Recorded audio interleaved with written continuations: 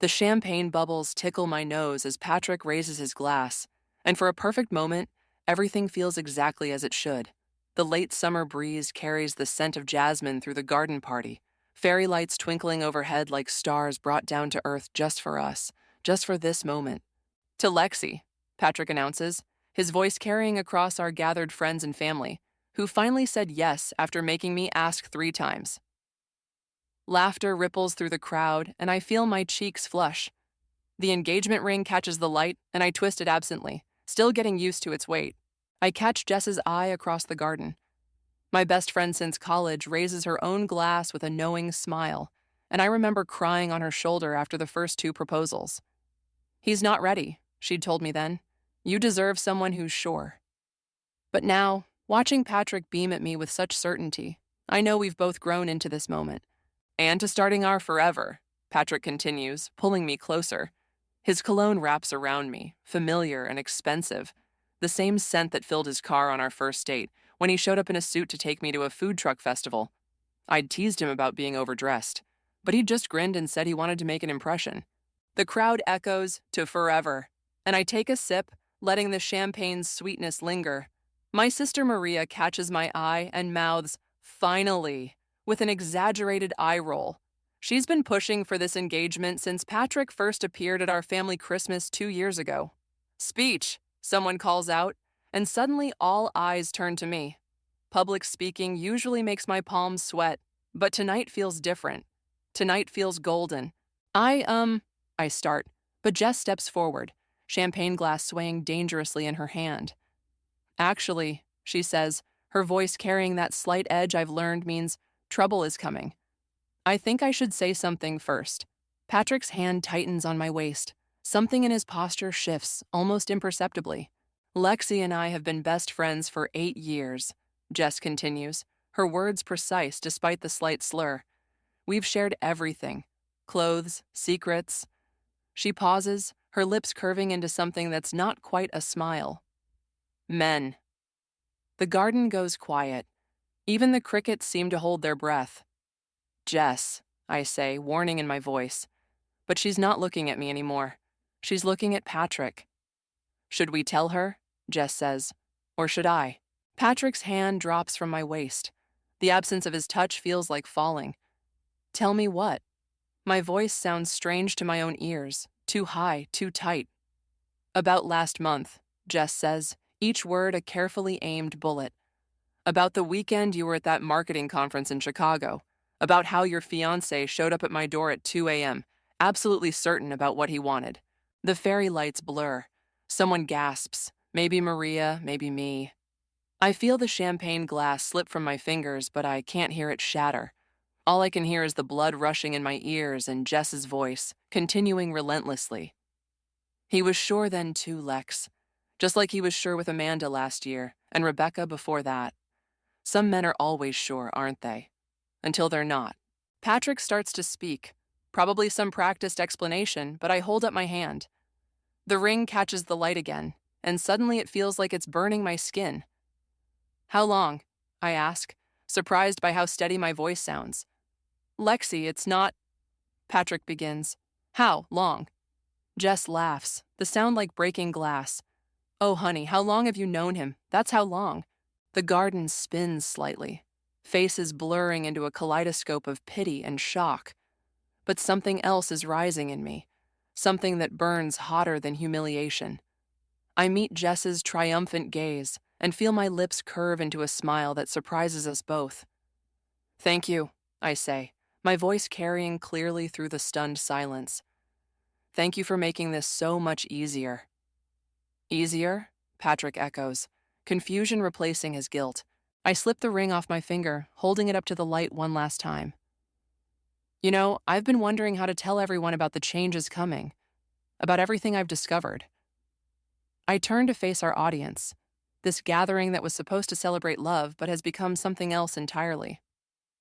And now, thanks to my dear friend Jess, I won't have to explain nearly as much. The look of uncertainty that flashes across both their faces makes something fierce and satisfied unfurl in my chest. They think they know everything, think they've won whatever game they've been playing. They have no idea what's coming.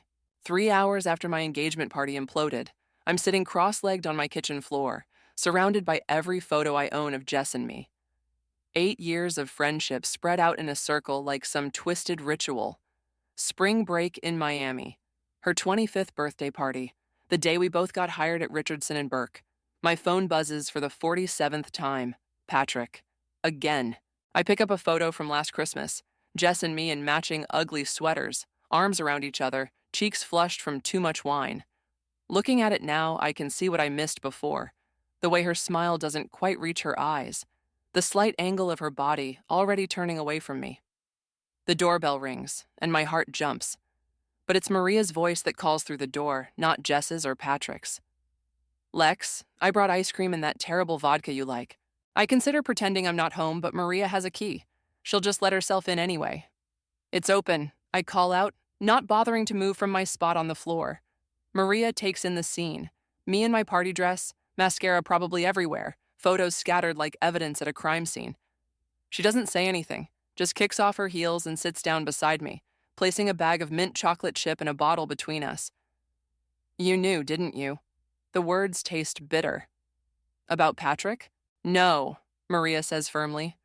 But I knew something was off with Jess lately. The way she'd changed the subject whenever I mentioned the wedding. How she stopped coming to Sunday brunches. I grabbed the vodka, taking a long swallow. 8 years.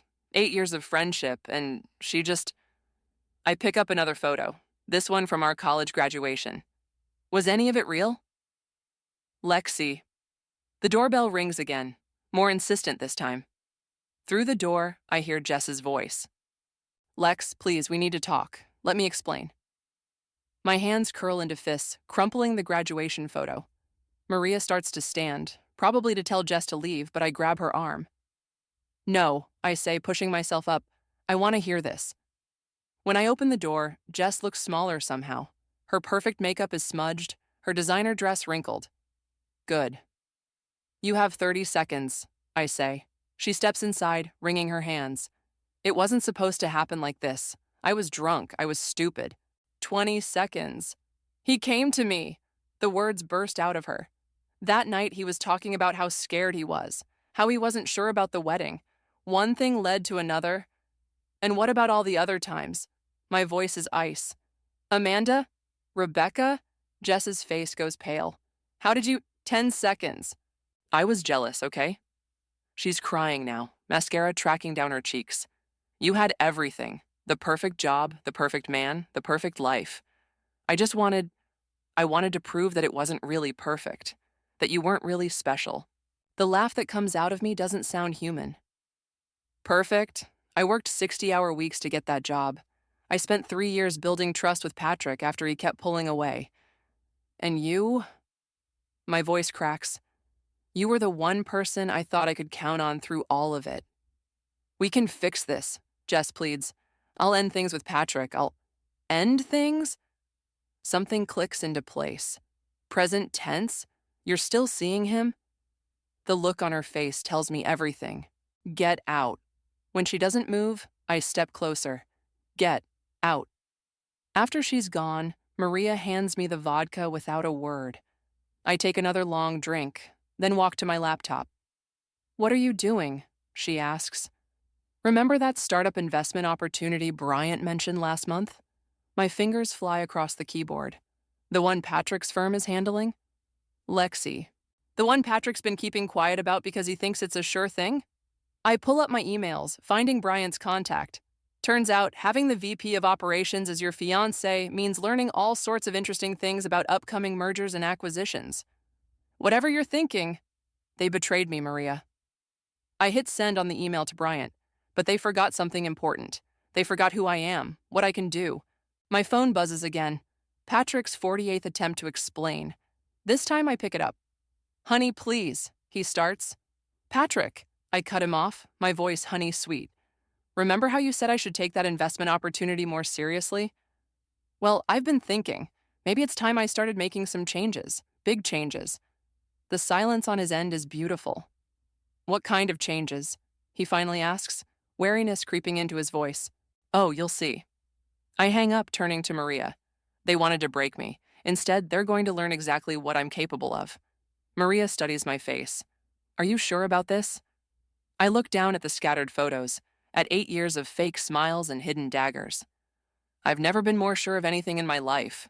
Rain drums against the windows of Bryant's office, matching the nervous rhythm of my fingers on his desk. The city sprawls 40 stories below, a maze of lights and shadows that feels appropriate for what I'm about to do. You understand what you're asking. Bryant leans back in his chair, studying me with those unreadable gray eyes. Once we start this, there's no going back. I force my fingers still. Patrick's firm has been manipulating startup valuations for months. The evidence is in those files I sent you. And you obtained these files how, exactly? Let's just say pillow talk can be surprisingly informative. The words taste like ash, but I keep my voice steady, especially when someone thinks they're the only one playing games. Bryant's lips twitch. And you're willing to be the whistleblower, even knowing what it could do to Patrick's career? His career? I laugh, but there's no humor in it. I'm more interested in what it'll do to his reputation, to his precious image of the perfect, trustworthy VP. And Jess? My stomach twists at her name. What about her? She works in compliance at the firm. This kind of scandal? He leaves the sentence hanging. I hadn't thought about that. Hadn't let myself think about it. The image of Jess crying on my doorstep flashes through my mind, followed by the memory of all those times she must have been laughing behind my back. She made her choice, I say finally. Bryant nods slowly, then reaches into his desk drawer. He pulls out a thick manila envelope and slides it across the desk. What's this? Insurance. He taps the envelope. Some interesting details about Patrick's previous indiscretions, including financial records that suggest he's been skimming from the startup fund. My hand freezes halfway to the envelope. How did you get this? Let's just say you're not the only one who's been watching Patrick carefully. Bryant's smile doesn't reach his eyes. The question is, are you ready to use it? Before I can answer, my phone buzzes. A text from Maria. 911, Patrick knows something's up. He's been asking questions about Bryant. My heart skips. I need to go. Bryant doesn't move to stop me, but his voice follows me to the door. Remember, Lexi? The deeper you dig, the more complicated things get. The rain has turned to a downpour by the time I reach the lobby. I'm about to step out when I hear a familiar voice. Fancy meeting you here? I turn to find Emerson, Patrick's colleague, watching me with curious eyes. She's holding a stack of folders that look suspiciously similar to the ones I'd copied from Patrick's home office. I try to keep my voice casual. Late night at the office? Could ask you the same thing. She glances at the security desk where the guard is definitely watching us. Maybe we should grab coffee? Every instinct screams trap, but something in her expression makes me pause. There's a place around the corner. Under the cafe's warm lights, Emerson looks less certain than she did in the lobby. She stirs her coffee endlessly, not meeting my eyes. I know what you're doing, she finally says. With the startup fund investigation. My chest tightens. I want to help. That stops me cold. What? Patrick's not just betraying you. She finally looks up. Those startups he's been manipulating, real people are losing everything. And Jess, she's been covering for him, falsifying compliance reports. How long have you known? Long enough to gather proof. She pulls a USB drive from her pocket. Everything's here, including recordings of Patrick discussing the scheme with investors. My hands shake as I take the drive. Why are you helping me? Because 3 months ago, Patrick tried to add me to his list of conquests. Her smile is sharp. I said no. A week later, I was passed over for promotion. The pieces clicked together. Why Emerson had been so cold at office parties, why she'd stopped attending team lunches. Does he know you have this? Not yet. She stands, gathering her things.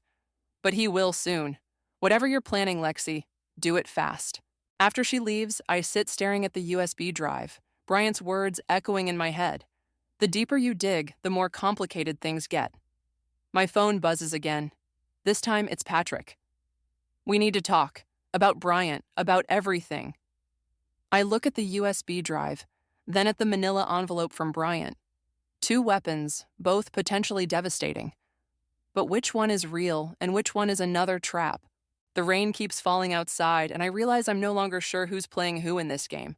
But one thing's certain, I'm done being the only honest player at the table. I text Patrick back, "Tomorrow, your office. Bring Jess.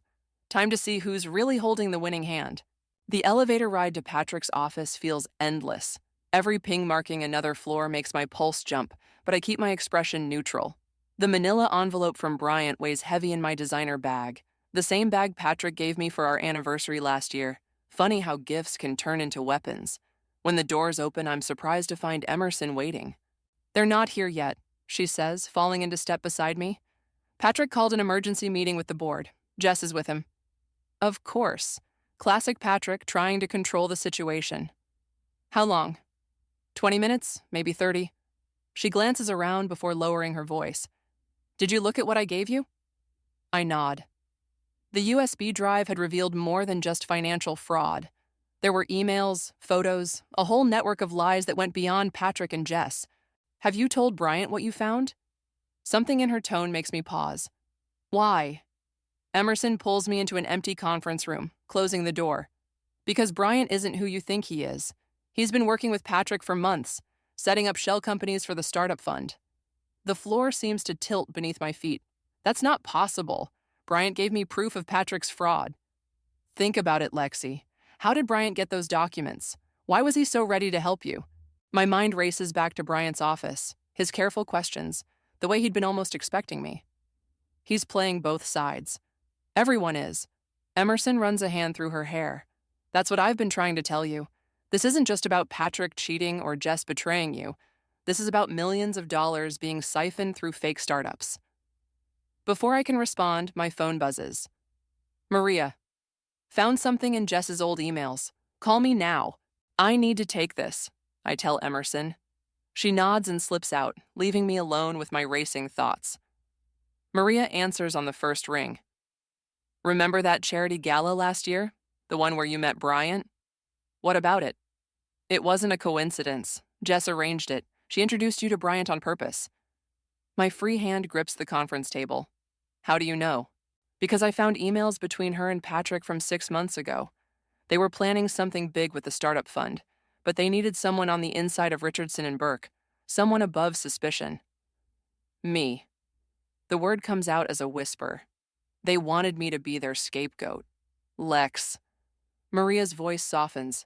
"Maybe you should walk away. This is bigger than revenge now." But I'm not listening anymore. Because through the conference room's glass walls, I can see Patrick and Jess stepping off the elevator. They're walking close together, heads bent in conversation. Patrick's hand rests on the small of Jess's back, the same protective gesture he used to do with me. "I have to go," I tell Maria, ending the call. I step into the hallway just as they reach Patrick's office. Jess sees me first, her face going pale. "Lexi," Patrick recovers quickly, professional smile in place. "Shall we take this into my office?" "Actually," I say, matching his smile with one of my own, "let's use the conference room. More space to spread out all the evidence." His smile falters. "Evidence?" I walk past them back into the conference room, setting my bag on the table. You know, it's interesting. When someone betrays you, your first instinct is to hurt them back. But sometimes, I pull out Bryant's envelope, then Emerson's USB drive. Sometimes they've already done all the work for you. "Whatever you think you know," Jess starts, but I cut her off. "I know about the shell companies, the fake startups, the money laundering." I look directly at Patrick. "I know I was supposed to be your fall guy when it all came crashing down." Patrick's professional mask cracks. "Who told you?" "Does it matter? What matters is what happens next." I sit down, gesturing for them to do the same. "So here's what's going to happen. You're both going to tell me everything, every detail, every player, every dollar. And then we're going to discuss terms." "Terms?" Jess laughs nervously. "Terms for what?" "For how this ends." I pull out my phone, showing them the email draft to the SEC. Because right now, I'm the only thing standing between you and a very public scandal. Patrick's jaw tightens. "You're bluffing." "Try me." I lean forward. "You both taught me so much about playing games. Now it's time to see how well I learned." The silence stretches between us, heavy with unspoken threats and possibilities. Finally, Patrick sits down. What do you want to know? I smile, thinking of Bryant, of Emerson, of all the players in this twisted game. Everything. And then we'll talk about who gets to walk away clean. Jess remains standing, tears in her eyes. Lex, please. Sit down, Jess. My voice could freeze fire. The game's just getting interesting. The numbers on Patrick's laptop screen blur together as he walks us through the scheme. 15 shell companies, 23 fake startups. Over $12 million move through offshore accounts. My hands shake as I take notes, each detail more damning than the last. And Bryant? I ask, watching Patrick's face carefully. What's his real role? Insurance. Patrick won't meet my eyes. He makes sure everyone stays quiet, keeps evidence on all the players, including me. Including me, Jess adds quietly. She hasn't stopped crying, but there's something calculated in her tears now. He has photos from that weekend. Spare me the details. My voice comes out sharper than intended. What I need to know is... A knock at the conference room door cuts me off. Emerson slips in, face tense. Bryant's here, with the board members. Patrick stands so quickly his chair tips over. That's impossible. The meeting's not until next week. Well, they're in the lobby. Emerson hands me her phone showing the security feed, and they have auditors with them. My heart pounds as I recognize the implications. They're doing a surprise audit. We need to destroy everything, Jess says, reaching for Patrick's laptop. Now. Wait, I grab her wrist, an old reflex from years of friendship that makes us both flinch. If we delete files now, it's obvious. We need something else. Patrick's pacing now, running hands through his perfectly styled hair. There's nothing else. Once they start looking... Unless, Emerson interrupts, they find exactly what they're supposed to find. We all turn to look at her. The legitimate files, she continues. The ones showing normal startup investments. The ones with my signature on them, not Patrick's. Understanding dawns on Patrick's face. You've been maintaining a parallel set of books. Insurance. Emerson echoes his earlier word with a bitter smile. I learned from the best. My phone buzzes. Maria again. I step into the hallway to answer. Bryant just called Edward, she says without preamble. Edward, our father's oldest friend. The man who gave me my first job, who wrote my law school recommendation. Why would he? Because Edward's on the board, Lex. He's one of the auditors coming up right now. The world tilts sideways. Edward, who taught me about business ethics over Sunday dinners, who told me that integrity was everything in this industry. He knows, I whisper. He has to know what Patrick's been doing. Maybe. Maria pauses. Or maybe he's another piece you don't fully understand yet. Back in the conference room, Emerson's already pulling up files on a separate laptop. Jess is deleting emails while Patrick talks quietly into his phone. How long? I ask Emerson. To swap the files? 5 minutes. To make it convincing? 10. They'll be here in 3, Patrick says, hanging up his phone. I look at the USB drive still sitting on the table, at Bryant's envelope full of carefully crafted evidence. All my weapons, all my plans for revenge, and none of them accounted for this moment. Do it, I tell Emerson. Swap the files.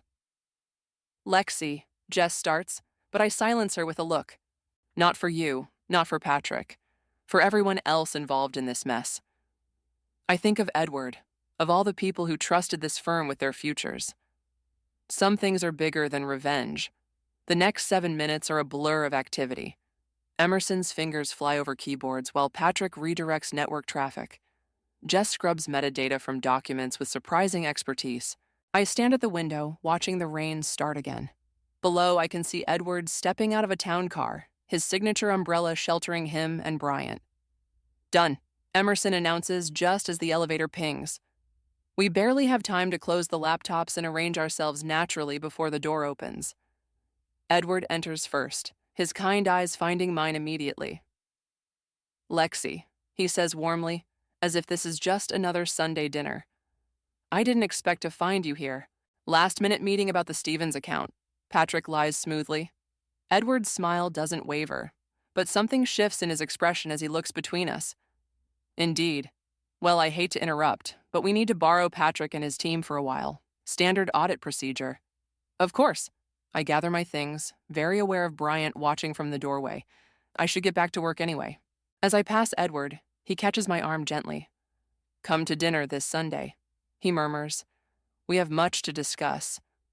I meet his gaze and see what I missed before, not judgment or disappointment, but warning, protection.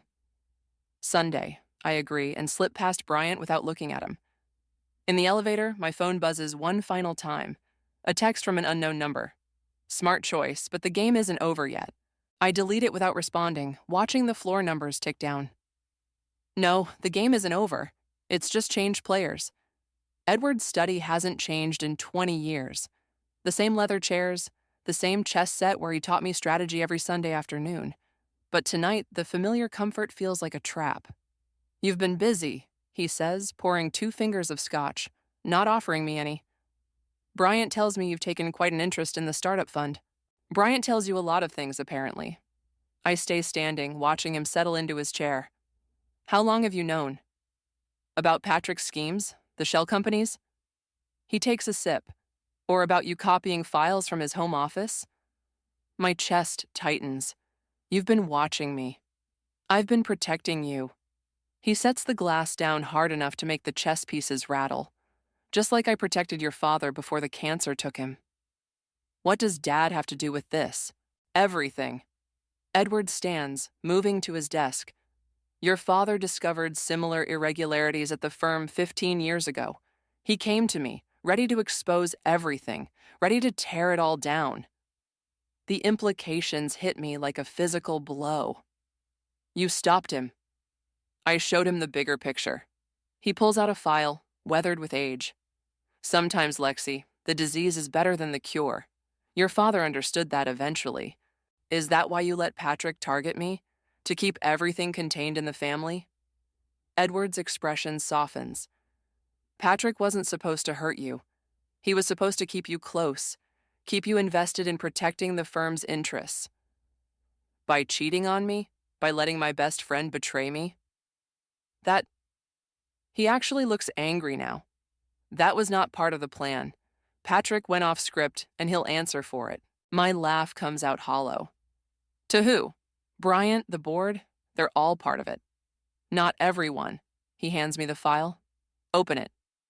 Inside are photos, documents, emails, a decade and a half of evidence. But what catches my eye is a familiar name. Emerson's mother, listed as a key whistleblower before her sudden resignation 15 years ago. She tried to help Dad, I whisper. And now her daughter's trying to help you. Edward's voice turns gentle. But she's playing a dangerous game, Lexi. Bryant knows she gave you that USB drive. My phone buzzes. Emerson. I ignore it, focusing on Edward. What happens now? That depends on you. He sits back down, gesturing to the chess set. Your move, as always. Before I can respond, my phone buzzes again. Then again. Finally, I look.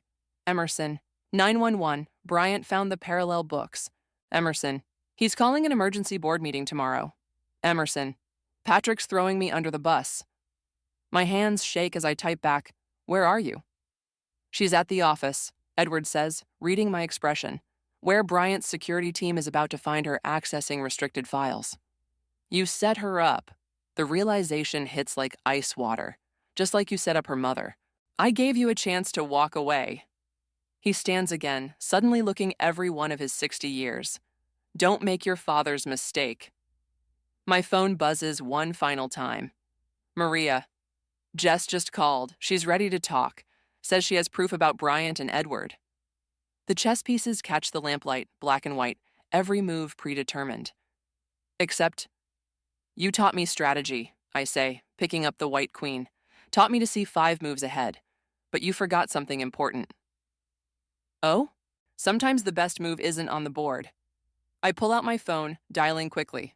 Emerson, get out now. Use the parking garage exit. Maria's waiting. Edward steps forward. Lexi. I also called the SEC, I continue, watching his face. They're very interested in the evidence Dad collected, the evidence you kept as insurance. You wouldn't. No? I set the queen down deliberately. You taught me another lesson, remember? Always have a backup plan. My phone chimes. Emerson confirming she's safe. Edward sinks into his chair, suddenly looking defeated. The board meeting's at 9 tomorrow, he says finally. Bryant will have security there, once he presents his version of events. Then I better have my version ready first. I head for the door, pausing with my hand on the knob. You know what the difference is between Dad's situation and mine? He doesn't answer. I'm not trying to protect the firm. I'm not trying to protect anyone. I meet his eyes one last time. I'm just trying to make things right. Outside, the night air feels electric with possibility. My phone lights up with a text from Jess. Meeting at my place in 20, bringing everything I have on Bryant.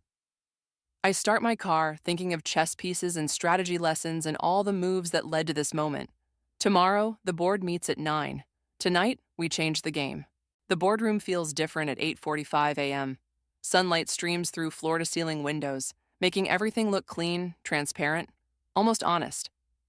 I adjust my father's old watch on my wrist, a deliberate choice this morning.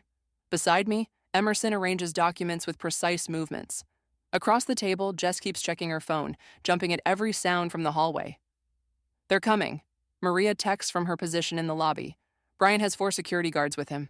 Ready? I ask Emerson. She nods, pulling up the presentation we spent all night preparing. The real numbers, the real victims, the real story, not just of Patrick's schemes, but of 15 years of systematic fraud. The door opens. Bryant enters first, his usual confidence wavering slightly when he sees us. Patrick follows, then Edward. The security guards position themselves by the doors. This is a closed board meeting, Bryant announces, but his voice lacks conviction. Actually, I stand, smoothing my blazer. According to firm bylaws, any employee with evidence of financial misconduct can request an emergency hearing. Isn't that right, Edward? Edward takes his seat slowly, not meeting my eyes.